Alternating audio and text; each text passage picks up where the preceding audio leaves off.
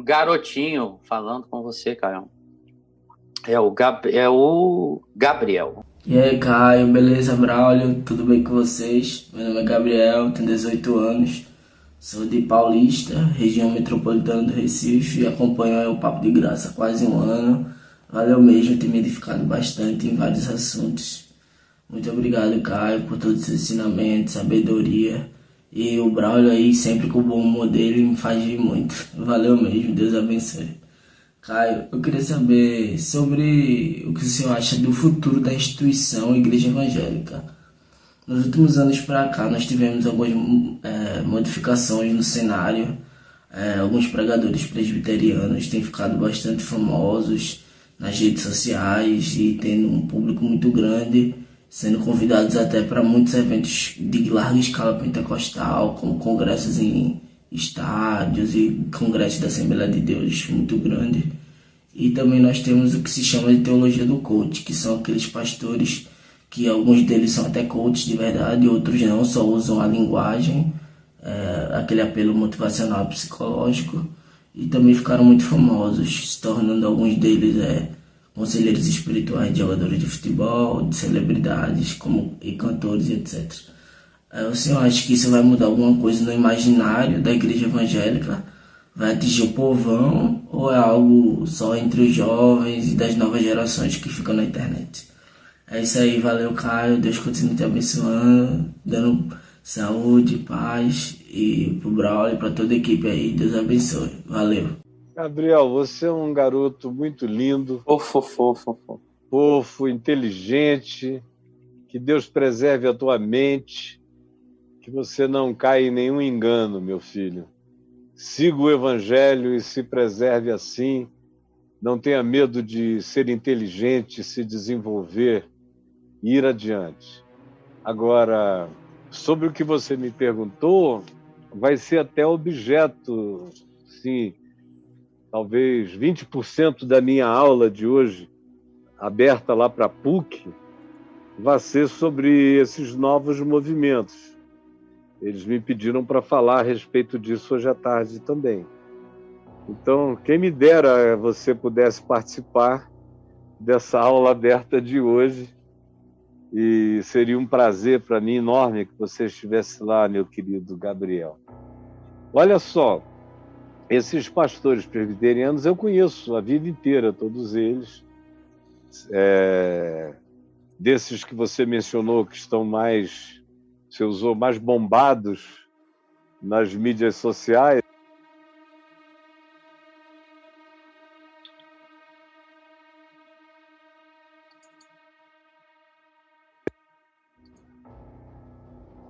É um problema aqui no Zoom. Já arrumei. Olha lá. É um problema do Zoom. Ele está caindo. Tá me ouvindo, brother? Tô te ouvindo. Já Vamos voltou? prosseguir. Voltou, tudo ok. Oi. Voltei? Tudo ok. Tudo ok. Voltou? Tudo ok. Tudo ok. Não Tudo tô te ok. ouvindo. Voltei? Tá. Voltou. Tá bom. Obrigado. Então, eu conheço a eles desde que eles eram bem jovens, a maioria deles, ou todos eles, desde que eles tinham 18 anos, mais ou menos, no seminário presbiteriano, alguns do seminário presbiteriano do Recife, outros no seminário presbiteriano de Campinas. Eu acho que Recife gerou mais gente assim do que Campinas. O seminário de Campinas gerou mais acadêmicos, pastores e acadêmicos.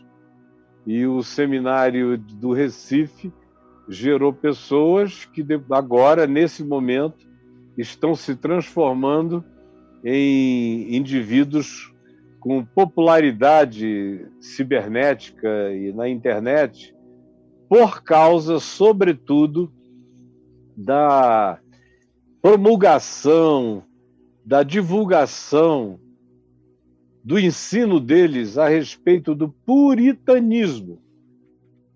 Por que a Assembleia de Deus começou a convidar pastores presbiterianos? Por algumas razões. Em primeiro lugar, porque a Assembleia de Deus está em estado de falência. Praticamente a pastorada da Assembleia de Deus, quase toda, com exceção dos mais humildes, mas quase toda a pastorada da Assembleia de Deus se corrompeu geral. Geral, eles querem grana, fama, poder, domínio, campo, relações políticas, trocas, barganhas com as forças políticas. A Assembleia de Deus é uma denominação em estado de apodrecimento extraordinário, apodrecimento exponencial. Cada um apodrece 100 e vai apodrecendo. Uma igreja que sempre foi inculta, mas era sincera, era ignorante em muitos aspectos, mas era sincera em tudo quanto cria, de modo que, mesmo quando você não concordava, você respeitava a sinceridade do que expressavam e não ficavam se metendo na vida de outras pessoas. Eles eram muito rigorosos lá dentro do grupo, mas para o lado de fora eles eram muito silenciosos. Eles não eram ruidosos como se tornaram. Tudo isso é coisa de 25, 30 anos para cá. E foi um apodrecimento extraordinário, não sobrou quase ninguém. Aí, conclusão, os que sobraram dentro da Assembleia de Deus começaram a querer movimentos de santificação. Santificação não é essa que eu ensinei hoje aqui, em Hebreus 12, santificação segundo Jesus. Não, eles começaram a buscar a santificação segundo o que eles tinham entendido no passado.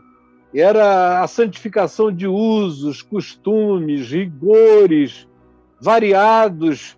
Era essa coisa de uma certa moda, antimoda. Era a moda contra todas as modas. Era o modo crente de ser, de se vestir, de falar, de se apresentar, de se comunicar. E eles encontraram isso tudo. Esses da Assembleia de Deus em estado de frustração começaram a encontrar isso nos pregadores presbiterianos de linha puritana.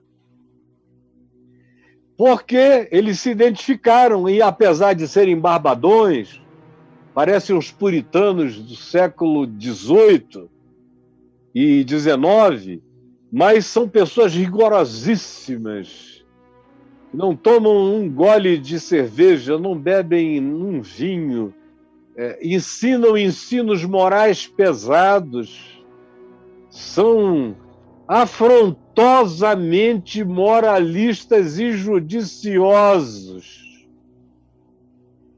Até os melhores deles. Os melhores deles chegam ao ponto que são meus amigos, inclusive, os melhores. Um outro dia a gente estava conversando, eu estava conversando com um deles, e ao telefone, tem uns 2 meses, a gente trocou, aliás, foi áudio, que às vezes eu estou tão acostumado a falar por áudio que às vezes parece até que foi no telefone. Mas foi no celular. A gente trocou alguns áudios, e aí numa dessas trocas de áudio, ele foi um cara que no passado me tratou como se eu fosse um pai na fé para ele. E aí eu falei, cara, eu estou com tanta saudade de você, nunca mais nos abraçamos, já faz anos que eu não te dou um beijão. Por que a gente não faz uma live? Foi no período que eu estava fazendo muitas lives. Aí ele falou, seria uma ótima, seria muito legal. Na hora lá ele foi todo legal, falou assim, eu te respondo dia tal, hora tal, mais ou menos. Falei, legal, estou esperando. Porque ele disse, eu tenho que ver minha agenda, meu calendário, um monte de coisa. Aí eu digo dia e hora, e você vê se dá para você. Falei, ótimo. Aí quando chegou no dia e na hora, era de manhã, tipo 9h30 da manhã, a gente ia se falar. Aí ele falou comigo com toda reverência, amor e respeito, delicadeza, se referiu ao passado todo, ao que ele cresceu, ao que ele aprendeu comigo, que estava na validade até hoje, tudo que ele tinha aprendido, que ele só tinha aprendido coisas boas, mas que ele iria declinar da oferta de fazer um Zoom comigo, porque ele não queria ser objeto das polêmicas que decorreriam do simples fato dele ter feito um Zoom comigo, ainda que no Zoom a gente ficasse falando só coisas do Evangelho. Mas ele disse, os meus amigos vão, cair em cima de mim. Eu falei, não, pelo amor de Deus, fulano. Não, quem não quer sou eu. Se você tem algum preço a pagar, quem não quer sou eu. Porque se você pagasse o preço espontaneamente, você nem falaria no assunto. Mas falou no assunto, eu te entendo, eu te compreendo, você está livre. Deus te abençoe. É um cara bom. Agora, ele preenche esses requisitos do remanescente da Assembleia de Deus, que está querendo gente crente.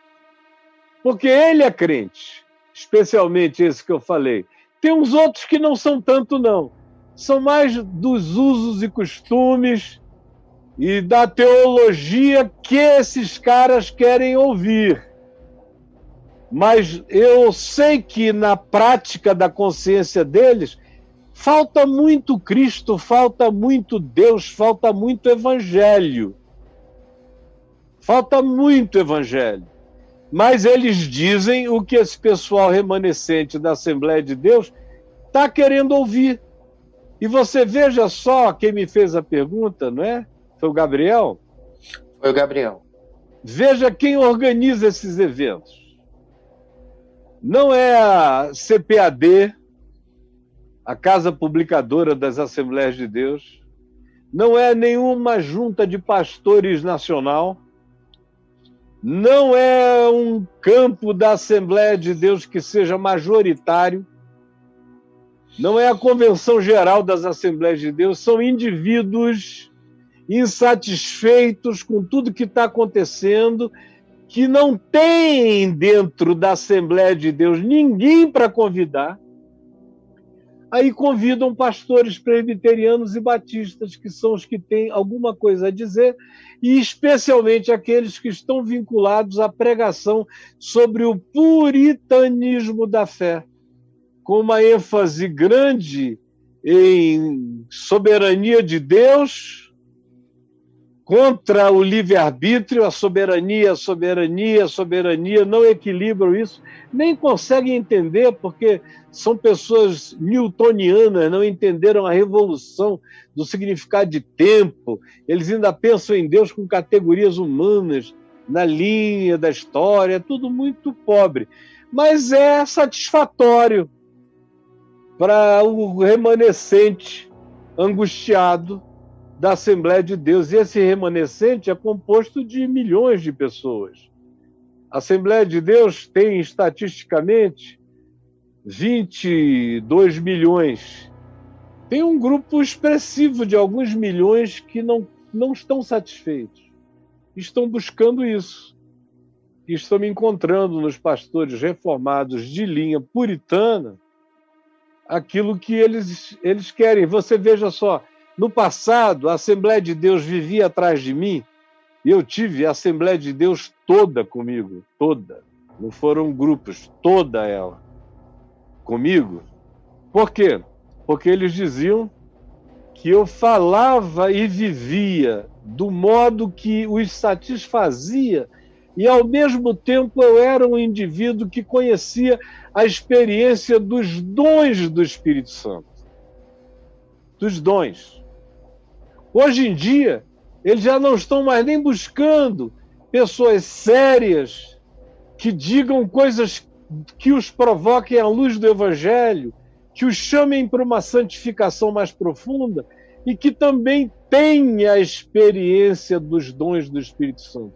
Eles abriram mão até da experiência dos dons do Espírito Santo, sabe por quê?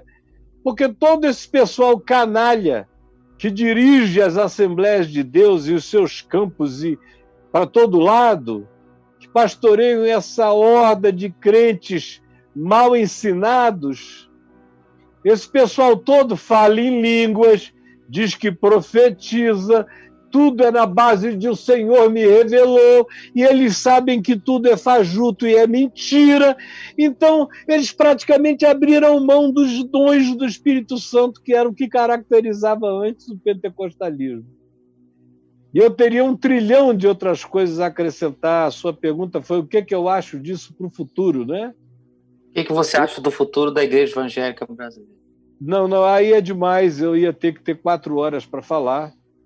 Eu só posso te dizer que a Assembleia de Deus está na iminência de ter mais uma grande divisão, que será, no dia que acontecer, a Assembleia de Deus reformada. Vai já surgir a Assembleia de Deus reformada, que foi mais ou menos o que aconteceu com a Igreja Assembleia de Deus Betesda, do Ricardo Gondim, há 30 anos atrás. Ela se tornou uma Assembleia de Deus reformada. Só que naquele tempo não pegou. Se o que está acontecendo agora acontecesse, se tivesse acontecido há 30 anos atrás, teria havido um grande movimento de reforma das Assembleias de Deus a partir da Igreja Betesda, do Ricardo Gondim. Só que nesses últimos 30 anos, o Gondim também mudou em relação ao pentecostalismo, completamente. Como eu também, eu não tenho nada de pentecostalismo em mim, eu tenho de certeza das manifestações dos dons do Espírito. Mas isso não tem nada a ver com pentecostalismo. Pentecostalismo é um fenômeno sociológico, econômico, político, cultural, só isso. As manifestações dos dons do Espírito Santo habitam uma outra dimensão, que não tem nada a ver com coisa alguma dessa natureza. O que eu acho que vai acontecer, vai continuar partindo. A igreja evangélica não é uma igreja. Ela é uma hidra de milhares de cabeças. Milhares de cabeças. Então ela vai continuar se pulverizando, pulverizando, pulverizando, pulverizando. E o movimento dos coaches vai ser como qualquer outro movimento. Você daqui a 10 anos vai procurar e não vai achar. É só onda. É só moda. É só uma maneira de praticar a teologia da prosperidade sem pedir dinheiro fazendo campanha. Quando eu vejo esses pastores coaches, eles vendem um produto de prosperidade, disso e daquilo, mas não é uma teologia com culto, isso e aquilo, o que aparentemente os deixa livre da pecha de serem neopentecostais. Então, eu conheço pastor neopentecostal que numa cidade, na cidade dele, ele é pastor neopentecostal, aí ele atravessa para uma outra cidade onde ele é só coach. E ninguém sabe que ele é pastor neopentecostal. Porque nessa outra cidade, que é uma cidade mais rica, num bairro de ricos, ele vende só os produtos do coach, ensinando as pessoas a prosperarem com o pacotão do coach, e ninguém nem sabe que ele é pastor. E ele ainda diz, por favor, não diz para ninguém que eu sou pastor. Só para você ter uma ideia. Então, cara, cara? O mesmo negócio. É o mesmo negócio travestido de outra coisa, mas é o mesmo negócio. Só muda a linguagem, né? A pegada.